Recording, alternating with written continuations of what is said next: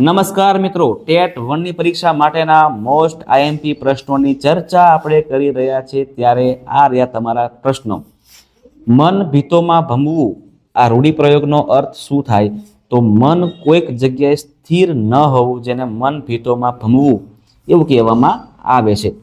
પારકી આસ સદા નિરાશ કહેવતની વિરુદ્ધાર્થી કહેવત કઈ છે? તો વાડ વગર વેલો ન ચડે। બરાબર છે, વાડ વગર વેલો ન ચડે। કામા કેરી ખાય છે, આ વાક્યમાં ખાય છે ક્રિયાપદનો પ્રકાર કયો છે? તો મિત્રો એને સકર્મક ક્રિયાપદ કહેવામાં આવે છે। ગુજરાતીમાં અનુનાસિક ધ્વનિઓ કેટલી છે? તો મિત્રો ગુજરાતીમાં અનુનાસિક ધ્વનિઓ 5 છે, 5। ત્યાર પછી શાશ્વતનો વિરોધી શબ્દ કયો છે?